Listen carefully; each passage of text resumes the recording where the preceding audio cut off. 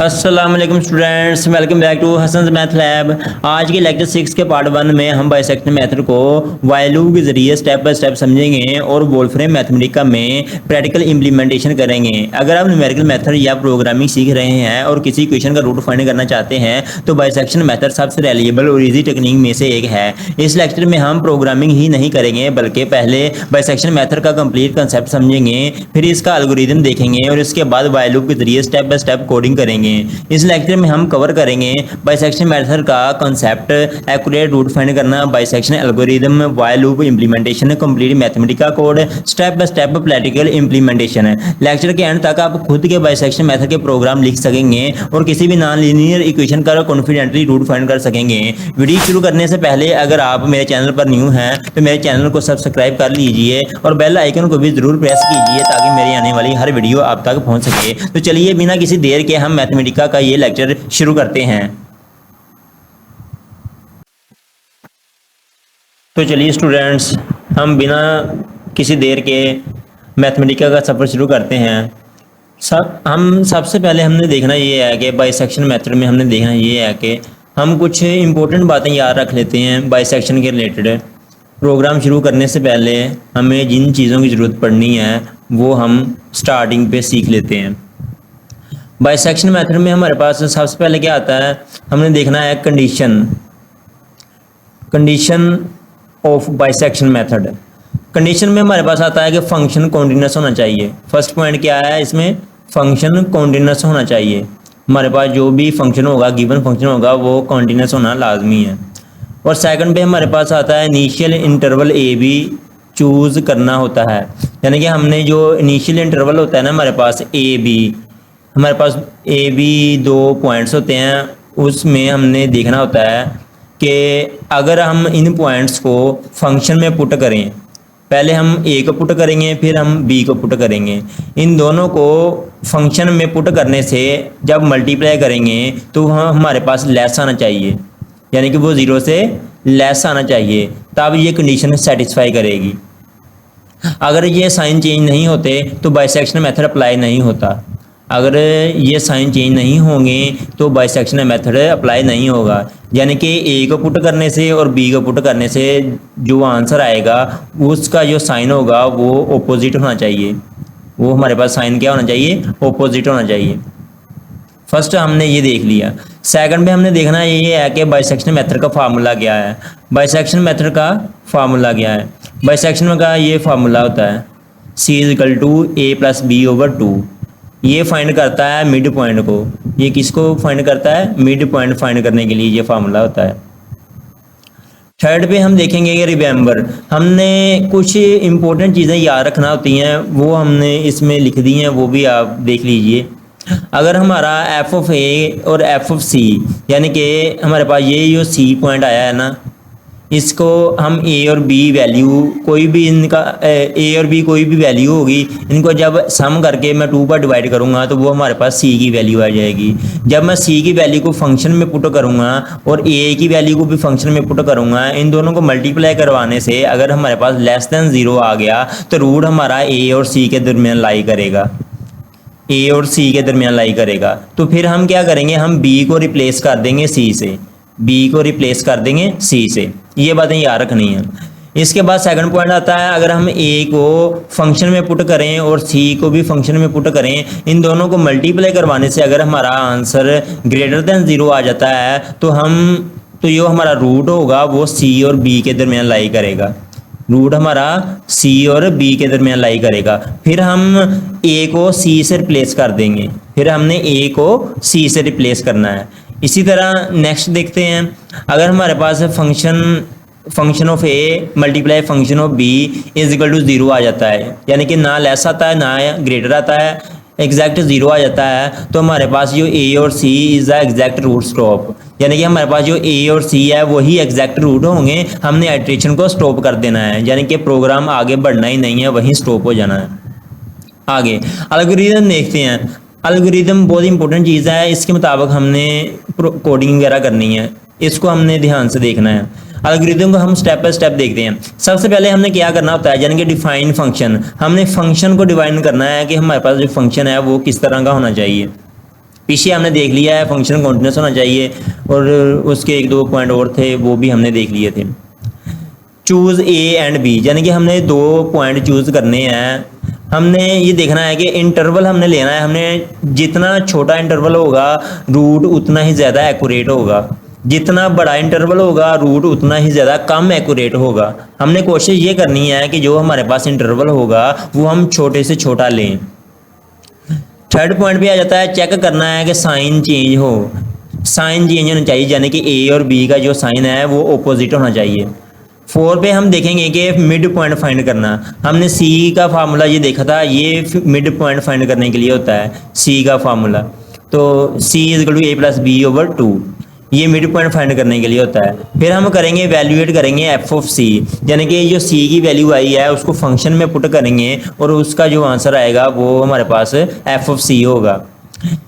इसी तरह डिसाइड करेंगे न्यू इंटरवल, जो एफ ऑफ सी आएगा वो हमने देखना है। अगर हमारे पास पॉजिटिव आ गया तो हमने ये क्राइटेरिया देखा था रिमेंबर में, अगर हमारे पास एफ ऑफ सी और एफ ऑफ ए पॉजिटिव आ गया तो हमारा रूट ए और सी के दरमियान लाई करेगा। अगर एफ ऑफ सी और एफ ऑफ ए मल्टीप्लाई करवाने से ग्रेटर देन आ गया तो रूट हमारा सी और बी के दरमियान लाई करेगा। अगर वो एग्जैक्ट इक्वल आ गया तो आइटरेशन स्टॉप हो जाएंगी।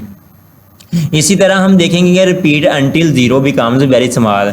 इस तरह हम देखेंगे कि उस वक्त तक हमने आइट्रेशन को जारी रखना है जब तक हमारे पास एरर जो है वो कम से कम ना आ जाए, छोटे से छोटा एरर ना आ जाए, उस वक्त तक हमने आइट्रेशन को स्टॉप नहीं करना।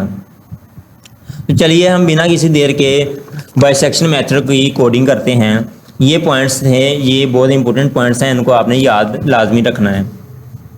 सबसे पहले हम बाइसेक्शन मेथड में फंक्शन को डिफाइन करेंगे। ये जो एल्गोरिदम में है डिफाइन फंक्शन, फंक्शन को डिफाइन करेंगे। अब फंक्शन को डिफाइन आपने कैसे करना है, फर्स्ट ऑफ ऑल आपने लिखना है एफ स्क्वायर ब्रैकेट एक्स।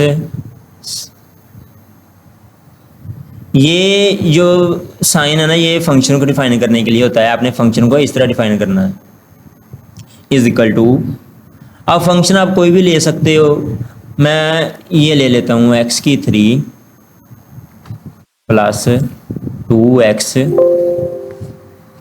की 2 माइनस 11 सेमीकोलन। मैंने ये फंक्शन ले लिया। अब ऊपर एल्गोरिदम में क्या था, फंक्शन डिफाइन हो गया हमारा।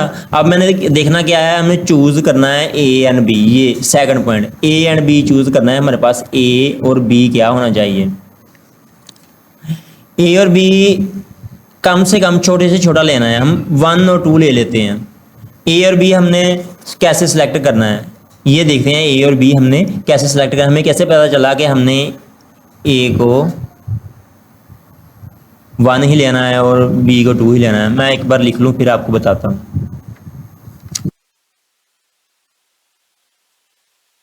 इज इक्वल टू 2 सेमीकोलन लगा दिया। अब मुझे कैसे पता चला कि मैंने 1 और 2 ही लेना है। अब देखें, मैंने पहले एज अ फर्जी तौर पर मैंने ए इज इक्वल टू 1 ले लिया, ए नाट इज इक्वल टू 1 ले। आप ए नाट कह लें, ए कह लें, मैंने ए नाट ले लिया। आपने ए नाट को 1 ले लिया। अब जैसे ही आप एक्स की जगह 1 पुट करोगे तो हमारे पास 1 का क्यूब 1 ही आता है, 1 का स्क्वायर 1 आता है। जब 2 से मल्टीप्लाई करेंगे तो वो 2 आएगा, 2 प्लस 1 3 हो जाएगा। 3 को -11 से सब्ट्रैक्ट करें तो हमारे पास जो भी आंसर आएगा वो हमारे पास नेगेटिव आएगा, जो आंसर आएगा वो हमारे पास नेगेटिव आएगा। इसी तरह अगर हम 2 को यहाँ पर रखें, x की जगह रखें 2 को 2 की पावर 3 8 हो जाएगा, 2 की पावर 2 4 हो जाएगा। 4 को आप 2 से मल्टीप्लाई करोगे तो वो 8 हो जाएगा। इन दोनों को जब आप सोल्व करोगे तो वो हमारे पास पॉजिटिव आएगा, यानी कि हमारे पास जो साइन है एक नेगेटिव आ गया, एक पॉजिटिव आ गया, यानी कि ऑपोजिट साइन आ गए। यही तो हमें चाहिए था। हमने ऊपर देखा गया था जो हमारे साइन है चेंज साइन होने चाहिए, यानी कि चेक साइन करना है चेंज होने चाहिए, यानी कि ऑपोजिट साइन होने चाहिए। इसी तरह हम ए और बी को चूज करेंगे। अब मैंने क्या करना है कि हमने सी को लेना है, यानी कि हमने मिड पॉइंट का फार्मूला अप्लाई करना है। मिड पॉइंट का फार्मूला हमारे पास क्या था, C is equal to A naught plus B naught over 2।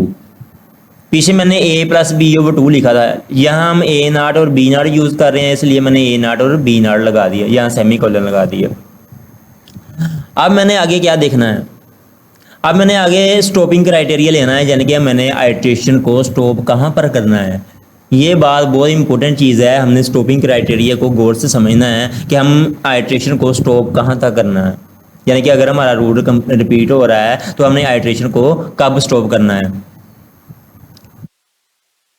मैंने एप्सिलॉन लगाया, एप्सिलॉन इज इक्वल टू 10 की पावर में -8 ले लो, ये हमारा स्टॉपिंग क्राइटेरिया है। ये हमने कैसे लेना है, हमारे पास स्टॉपिंग क्राइटेरिया 3 तरह के होते हैं, आप उसमें से ये चूज़ कर लो।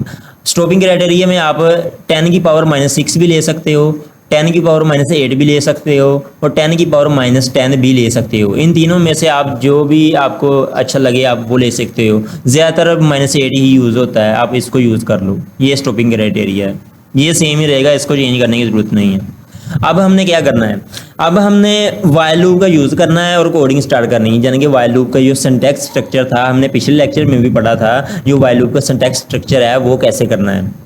वाइल लूप का जो सिंटैक्स स्ट्रक्चर में स्टार्टिंग पॉइंट होता है, यानी कि स्टार्टिंग वैल्यू होती है वो बाहर आती है। मैंने as n is equal to 0 0 से स्टार्ट कर लिया, सेमीकोलन लगा लिया। अब मैंने वाइल लूप का यूज़ करना है, वाइल लूप का यूज़ करूँगा तो मैंने यहाँ कंडीशन लगानी है, यानी कि हमारे पास जो भी कंडीशन होगी, मैंने यहाँ absolute f of c of n subscript में मैंने लिख दिया। ये हमारे पास जो कंडीशन है एप्सिलॉन लगा दिया।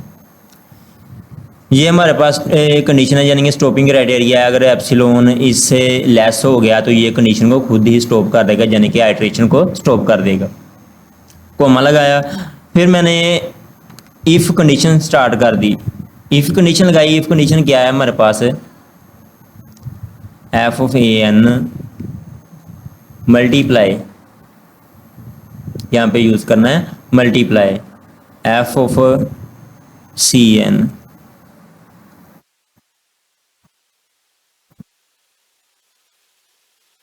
सी एन। अब ये ग्रेटर देन हो गया 0 के।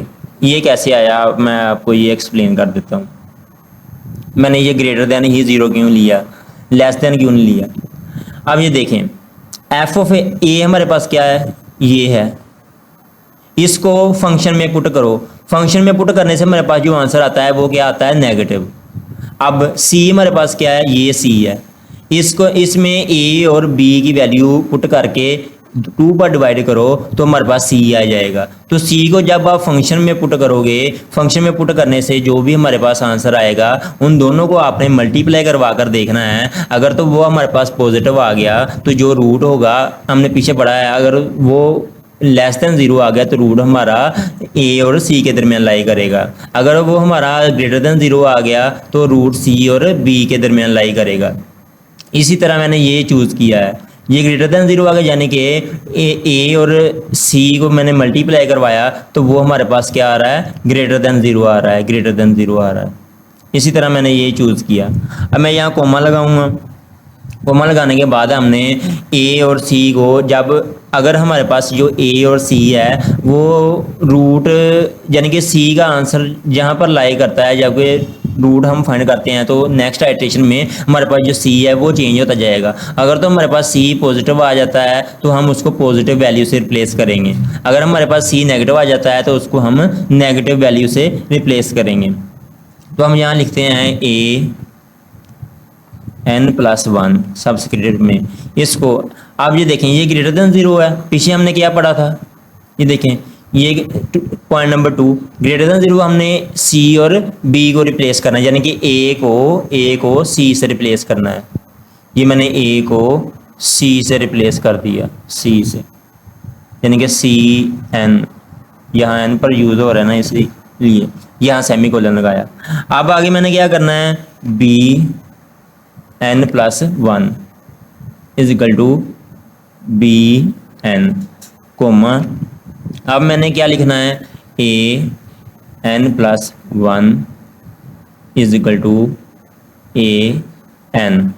यहाँ पे सेमीकोलन लगाओगे। सेमीकोलन लगाने के बाद आपने क्या करना है, bn+1 is equal to cn, यहाँ पे ब्रैकेट को क्लोज कर दिया। अब ये देखिए मैंने क्या किया, फर्स्ट मैंने क्या किया, ए और बी को आपने रिप्लेस करना है, यानी कि ए को मैंने सी से रिप्लेस कर दिया।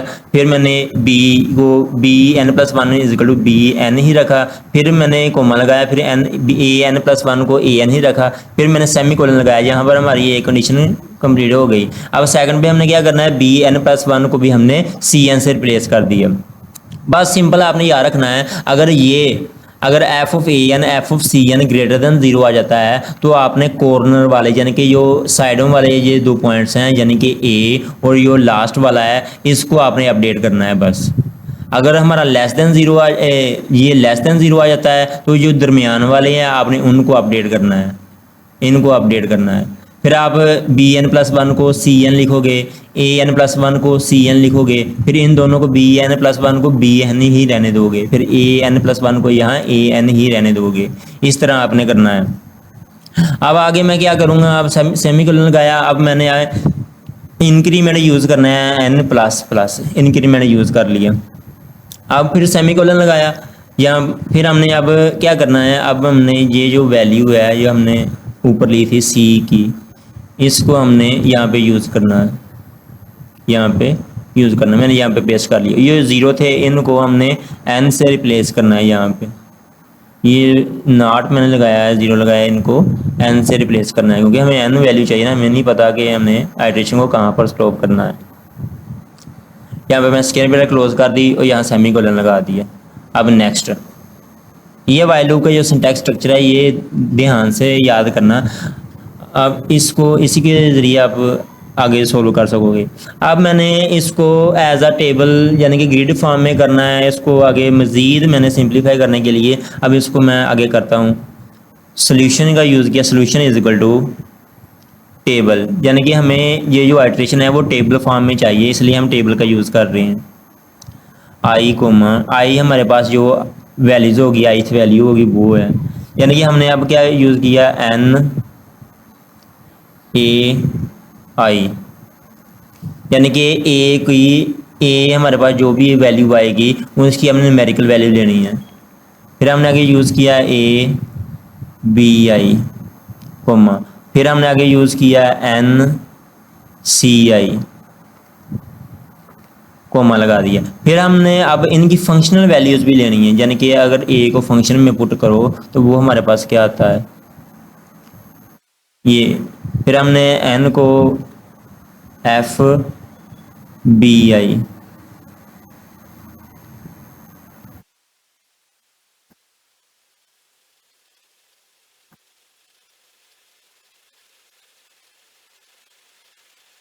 ये थोड़ा सा हो गया बी आई। इस तरह आपने n को f c i, ये देखें फर्स्ट हमने क्या किया, आई लिया, आइट्रेशन जो हमारे पास जितनी भी आइट्रेशन आएगी, उसके बाद हमने ए आई लिया, ए आई हमारे पास वैल्यूज़ है एन, इसको हमने न्यूमेरिकल लेना है इसलिए हमने स्टार्टिंग में एन लगा दिया। इस तरह बी है, इस तरह सी है। ए आई क्या है हमारे पास, ये हमने ए की वैल्यू ली थी, जैसे जैसे हम नेक्स्ट आइट्रेशन में जाएंगे तो ए की वैल्यू बी की वैल्यू नेक्स्ट आती जाएगी, तो इसी तरह ये सी की वैल्यू इससे आती जाएगी, इस फार्मूले से आती जाएगी। तो हमने इस आइट्रेशन को अपडेट करते रहना है। फिर हमने इसकी न्यूमेरिकल वैल्यू लेनी है, ये न्यूमेरिकल वैल्यू मैंने यहाँ यूज़ कर ली। अब मैंने यहाँ पर क्या करना है, हमने करली ब्रैकेट क्लोज कर दिया, फिर मैंने कोमा लगाया। अब मैंने आई को कोई ना कोई रेंज देनी है, आई मैंने 0 से n तक लेना है, ये फिक्स ही रहेगा 0 से n तक। सेमीकोलन लगाया। अब आगे हमने जाना है, सॉल्यूशन लेना है प्री पेंड। पीछे मैंने आपको लिस्ट में बताया था कि हमने प्री पेंड किस मकसद के लिए यूज़ करना है। अगर हमने स्टार्टिंग पे कोई वैल्यू लगानी हो, लिस्ट के स्टार्टिंग में कोई वैल्यू लगानी हो तो हम प्री पेंड का इस्तेमाल करते हैं। तो यहाँ पे मैंने सॉल्यूशन लगाया कोमा। अब मैंने क्या करना है, अब मैंने आइट्रेशन को प्रिंट करवाना है, यानी कि आइट्रेशन को प्रिंट करवाना है, तो मैंने यहाँ आइट्रेशन लिख दिया, हेडिंग दे दी ऊपर। फिर मैंने ऊपर ए को प्रिंट करवाना है, ए लिख दिया। फिर मैंने ऊपर बी को प्रिंट करवाना है, बी लिख दिया। फिर मैंने ऊपर सी को प्रिंट करवाना है, सी लिख दिया। इसी तरह इनकी फंक्शनल वैल्यूज़ भी लिखनी है, यानी कि F of A semicolon inverted comma F of B inverted comma, फिर मैंने F of C inverted comma close कर दिया। अब इसी तरह ब्रैकेट को क्लोज कर दिया, सेमीकोलन लगा दिया। अब मैंने आगे क्या देखना है, अब मैंने ग्रिड फॉर्म बनानी है, यानी कि बॉक्स वगैरह बनाने हैं, यानी कि फर्स्ट वैल्यू फर्स्ट बॉक्स में आए, सेकंड वैल्यू सेकंड बॉक्स में आए, तो वो मैं कैसे करूँगा। मैंने यहाँ ग्रिड का यूज़ किया, ग्रिड का यूज़ स्क्वायर ब्रैकेट में, स्क्वायर ब्रैकेट में यहाँ सॉल्यूशन लगा दिया, सॉल्यूशन कोमा। अब मैंने आगे क्या यूज़ करना है, फ्रेम, यानी कि हमें जो फ्रेम चाहिए वो किस तरह का होना चाहिए, वो हमने यहाँ यूज़ करना है। फ्रेम यहाँ पे मैं आल यूज़ कर देता हूँ, फ्रेम आल चाहिए मुझे, कंप्लीट फ्रेम चाहिए। यहाँ पे फ्रेम स्टाइल, फ्रेम का स्टाइल किस तरह का चाहिए, ये आप खूबसूरती के लिए कर सकते हो, ज़रूरी नहीं है आपको ये लिखना, लेकिन मैं थोड़ा सा टेबल की खूबसूरती के लिए ना इसको अपडेट कर रहा हूँ। अब मैं आगे आइटम स्टाइल, यानी कि जो मैंने उस टेबल के अंदर आइटम लिखनी है उसका स्टाइल हमारे पास किस तरह का होना चाहिए वो मैं लिख देता हूँ। यहाँ पे मैं दो कलर यूज़ कर लेता हूँ, ब्लू एंड मजेंटा, ये दो कलर का मैंने यूज़ कर लिया। ये मैं स्क्वायर ब्रैकेट क्लोज कर दी। अब मैंने आगे रूट को फाइंड भी करना है, यानी कि मैंने रूट को भी प्रिंट करना है। तो आगे मैं रूट को कैसे प्रिंट करूँगा, यहाँ मैं इन्वर्टर कोमा में लिखूँगा द अप्रोक्सीमेट रूट, यहाँ मैंने इन्वर्टर कोमा क्लोज कर दिया, इक्वल टू का साइन लगाकर क्लोज करना है। फिर मैंने कोमा लगाया, यहाँ पे एन सी एन यूज़ कर लिया, ये देखें इस तरह। इसको जैसे शिफ्ट प्लस इंटर प्रेस किया तो ये देखें इसने सारी की सारी आइट्रेशन हमें यहाँ पर दे दी। ये देखें लास्ट पे इसने रूट को भी प्रिंट कर दिया, इस तरह इसने लास्ट में रूट को भी प्रिंट कर दिया। स्टार्टिंग भी आप देख सकते हैं, सबसे पहले हमने फंक्शन लिया, फिर हमने ए और बी सेलेक्ट किया, हमने उसको मिड पॉइंट फाइंड करना फार्मूला अप्लाई किया, फिर हमने आइट्रेशन स्टॉप की, यानी कि स्टॉपिंग क्राइटेरिया लगाया, एन को 0 लिया। इस तरह हमने ये सारा सिंटैक्स स्ट्रक्चर, फिर हमने इसको ये टेबल फॉर्म में लिखा, फिर हमने प्री प्रिंट आइट्रेशन वगैरह प्रिंट करवाई। ये आइट्रेशन प्रिंट करवाने का मकसद यही था कि ये स्टार्टिंग में आइट्रेशन लिख दिया, ये ए आ गया, ये बी आ गया, ये सी आ गया, ये एफ ऑफ ए आ गया, ये एफ ऑफ बी आ गया और ये एफ ऑफ सी आ गया, यानी कि ऊपर हेडिंग आ गई और नीचे उसकी आइट्रेशन आ गई, यानी कि हर पॉइंट पे उसकी आइट्रेशन क्या है। ये देखें सारी आइट्रेशन ये इसी तरह दे रहा है। आपने सिर्फ जस्ट इतना लिखने के बाद शिफ्ट प्लस इंटर प्रेस करना है, ये खुद ही आइट्रेशन को एग्जीक्यूट कर देगा। लास्ट पे ये हमने लास्ट पे लिखा था ना अप्रोक्सीमेट रूट, ये इसने देखे लास्ट पे हमें अप्रोक्सीमेट रूट अलहदा निकाल कर दे दिया, हमारे पास जो रूट है वो क्या है। सो स्टूडेंट्स, मुझे उम्मीद है कि आप सबको इस लेक्चर की समझ आई होगी। तो अब हम शुरू से थोड़ा सा ओवरव्यू कर लेते हैं। बाइसेक्शनल मेथड में हमने क्या देखा था, कंडीशन देखी थी हमने कैसे अप्लाई करनी है। उसके बाद हमने फार्मूला देखा था, हमने फार्मूला क्या लेना है बाइसेक्शनल मेथड का। रिमेंबर हमने क्या क्या करना है, ये 3 पॉइंट थे रिमेंबर करने के। अब एल्गोरिदम हमने कैसे क्या क्या लेना है, एल्गोरिदम में ये सारे पॉइंट्स आपके सामने हैं, आप देख सकते हो। उसके बाद मैंने कोडिंग स्टार्ट कर दी, कोडिंग स्टार्ट करने के बाद हमने फंक्शन लिया, उसको कैसे किया ये सारा आपके सामने अवेलेबल है। उम्मीद करता हूँ कि आपको इस लेक्चर की ज़रूर समझ आई होगी। अब तक के लिए इतना ही, मुझे दुआओं में याद रखिएगा। अल्लाह हाफिज़।